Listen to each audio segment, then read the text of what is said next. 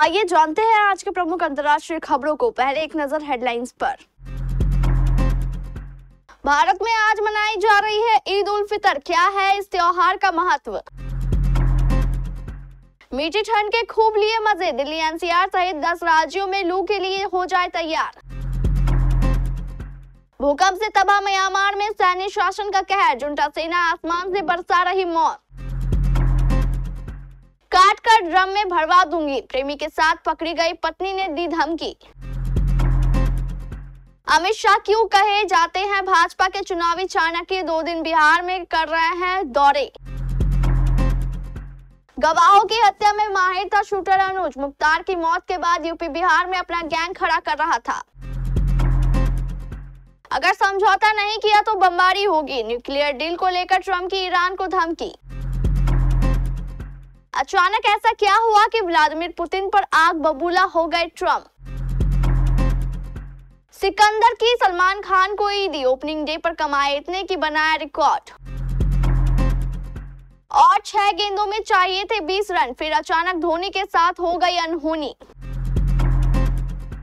ईद उल फितर इस्लाम धर्म के प्रमुख त्योहारों में से एक है, जिसे रमजान के पवित्र महीने के समापन के बाद मनाया जाता है। यह त्योहार आपसी भाईचारे, दान और खुशियों का प्रतीक है। यह त्योहार रमजान के पूरे महीने रोजा रखने के बाद आता है, जो संयम, इबादत और आत्मशुद्धि का महीना है। इस्लामिक कैलेंडर के अनुसार रमजान के बाद शव्वाल की पहली तारीख को ईद उल फितर मनाई जाती है। इस विशेष त्योहार की शुरुआत सुबह की नमाज से की जाती है, जिसमें हजारों लोग एक साथ अल्लाह से दुआ मांगते हैं। इस बार रमजान की शुरुआत 2 मार्च 2025 से हुई थी और कल 30 मार्च को पूरे देश में ईद का चांद दिखा। इसीलिए ईद उल फितर 31 मार्च यानी कि आज मनाई जा रही है। इस दिन लोग एक दूसरे को ईद मुबारक कहकर बधाई देते हैं और गले मिलते हैं। साथ ही ईद उल फितर को मीठी ईद भी कहा जाता है, क्योंकि इस दिन सवैया और अन्य मीठे व्यंजन भी बनाए जाते हैं। अगर आप भी दिल्ली एनसीआर सहित पंजाब, हरियाणा, राजस्थान और यूपी में रहते हैं तो पिछले 3-4 दिन से मीठी ठंड का आनंद ले रहे हैं। अब आपके अच्छे दिन जाने वाले हैं। मौसम विभाग का कहना है कि अप्रैल की शुरुआत के साथ ही अब 40 डिग्री वाली गर्मी का वक्त पूरे उत्तर भारत में आ गया है। आज यानी 31 मार्च से ही हिमाचल और उत्तराखंड सहित पूरे उत्तर भारत में पारा बढ़ने लगेगा। ऐसे में अब आप अपने कंबल को पैक कर बेड में डाल दीजिए। अब एसी कूलर चलाने का वक्त आ गया है। मौसम विभाग का कहना है कि मार्च का महीना पिछले 3 सालों में सबसे गर्म रहा है। गुजरात में मंगलवार से फिर बारिश का दौर शुरू हो सकता है। हालांकि यह भी कहा जा रहा है कि सप्ताह खत्म होते होते एक नया पश्चिमी विक्षोभ एक्टिव हो सकता है, जिसके चलते शनिवार और रविवार को एक बार फिर तापमान में हल्की गिरावट दर्ज हो सकती है। 4 साल से गृह युद्ध में फंसे म्यांमार में भूकंप के बाद बड़े संकट की चपेट में है। भूकंप के कारण 1700 से ज्यादा लोग मारे गए, जबकि 3400 से अधिक घायल हैं। आपदा पीड़ित क्षेत्रों में राहत और बचाव कार्यों में समस्या का सामना करना पड़ रहा है। हजारों लोग बेघर हो गए हैं। इन भयावह हालातों के बीच म्यांमार की सैन्य सरकार हवाई हमले कर रही है। भूकंप से प्रभावित क्षेत्रों में भी सैन्य सरकार ने विद्रोहियों के ऊपर हवाई हमले किए हैं। जुंटा शासन के खिलाफ सशस्त्र आंदोलन कर रहे एक समूह ने रविवार को यह आरोप लगाया है। म्यांमार की सबसे पुराने सशस्त्र समूहों में शामिल कैरन नेशनल यूनियन ने एक बयान में बताया कि सेना नागरिक क्षेत्रों को निशाना बनाकर हवाई हमले जारी रखे हुए है, जबकि आबादी भूकंप से काफी पीड़ित है। रॉयटर्स की रिपोर्ट के अनुसार इसने कहा कि सेना को राहत प्रयासों को प्राथमिकता देनी चाहिए, लेकिन इसका ध्यान अपने लोगों के खिलाफ हमला करने पर है। उत्तर प्रदेश के मेरठ में हुए सौरभ हत्याकांड का चर्चा पूरे देश भर में है। वहीं अब राज्य के गोंडा में एक ऐसा ही मामला सामने आया है, जहां पति पत्नी के झगड़े में पत्नी ने पति को ऐसी ही भयानक हत्या की धमकी दे डाली। यहाँ एक झगड़े में पत्नी ने अपने पति को कहा, मेरठ हत्याकांड की तरह तुम्हें भी काटकर ड्रम में भरवा दूंगी। घटना का वीडियो सोशल मीडिया पर वायरल हो रहा है। पुलिस ने रविवार को बताया कि शनिवार को दोनों पक्षों की ओर से शिकायत मिली और जांच के बाद नियमानुसार कार्रवाई की जाएगी। मूल रूप से झांसी निवासी और वर्तमान में गोंडा जिले में निगम में कार्यरत जूनियर इंजीनियर धर्मेंद्र कुशवाहा ने अपनी पत्नी माया मौर्य और उसके प्रेमी नीरज मौर्य पर मारपीट और जान से मारने की धमकी देने का आरोप लगाया है। केंद्रीय गृह मंत्री अमित शाह भाजपा के चुनावी चाणक्य माने जाते हैं। उनकी मेहनत और सुचिंतित रणनीति 2014 से लगातार दिखती रही है। राज्यों में 2014 के बाद भाजपा शासित सरकारों की संख्या लगातार बढ़ती गई। नॉर्थ ईस्ट के राज्यों में भी भाजपा ने गहरी पैठ जमा ली है। इसके पीछे शाह की ही रणनीति रही।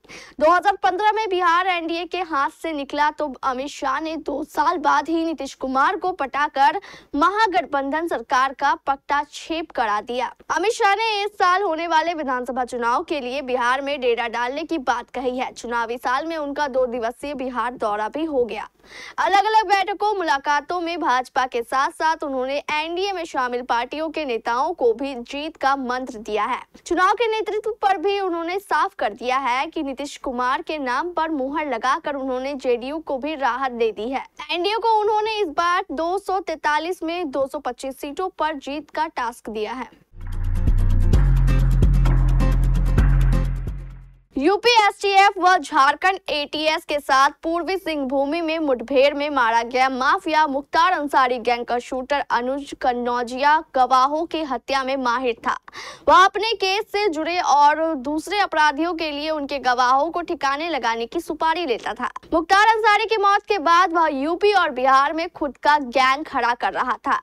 एसटीएफ के मुताबिक उन्हें खबर मिली कि अनुज कन्नौजिया अपने केस के गवाहों और पैरवी करने वालों की हत्या की साजिश रच रहा है। 23 जून 2003 में अनुज कन्नौजिया का मऊ में शरद सिंह की हत्या में नाम सामने आया था। इस वारदात में उसके खिलाफ शरद सिंह के चाचा कृष्णपाल सिंह उर्फ गुड्डा सिंह गवाह थे। अनुज ने 21 अक्टूबर 2006 को उनकी भी हत्या कर दी थी। अमेरिका के राष्ट्रपति डोनाल्ड ट्रंप ने ईरान को लेकर एक बड़ा बयान दिया है। उन्होंने स्पष्ट रूप से धमकी दी है कि अगर ईरान न्यूक्लियर डील पर सहमति नहीं बनाता तो बमबारी की जाएगी, साथ ही उसे कड़े आर्थिक प्रतिबंधों का सामना करना पड़ेगा। रॉयटर्स के मुताबिक एनबीसी न्यूज को दिए गए टेलीफोन इंटरव्यू में ट्रंप ने कहा कि अमेरिका और ईरान के बीच बातचीत जारी है, लेकिन अगर ईरान समझौता नहीं करता तो बमबारी होगी। उन्होंने कहा कि अगर ईरान समझौता नहीं करता तो मैं उन पर फिर से सेकेंडरी टैरिफ लगा दूंगा, जैसा मैंने 4 साल पहले किया था। अमेरिका के पूर्व राष्ट्रपति डोनाल्ड ट्रंप ने हाल ही में रूस के नेता व्लादिमीर पुतिन के प्रति गहरी नाराजगी व्यक्त की है। एनबीसी की रिपोर्ट के अनुसार ट्रंप ने यूक्रेन संघर्ष को लेकर पुतिन की तरफ से की गई टिप्पणियों पर नाराजगी जताई। ये ट्रंप के रुख में एक बड़े बदलाव को दर्शाता है, जो अब तक पुतिन के प्रति सकारात्मक दृष्टिकोण रखते थे। रिपोर्ट्स के मुताबिक ट्रंप ने उन्हें खुद फोन कर अपनी नाराजगी जाहिर की, विशेष रूप से उस समय जब पुतिन ने यूक्रेन में नए नेतृत्व की बात कही। ये उल्लेखनीय है क्योंकि ट्रंप ने भी पहले जेलेंस्की के नेतृत्व क्षमता पर सवाल उठाए थे। सलमान खान की much awaited action thriller film Sikandar सिनेमाघरों में ईद के मौके पर 30 मार्च को सिनेमाघरों में रिलीज हो गई, जिसमें भाईजान के अलावा रश्मिका मंदाना, सत्यराज, प्रतीक बंबर, शर्मन जोशी और काजल अग्रवाल लीड रोल में नजर आ रहे हैं। फिल्म की बीते कई दिनों से चर्चा थी। वहीं फैंस के बीच ईद पर सलमान खान को बड़े पर्दे पर देखने का एक्साइटमेंट भी काफी था।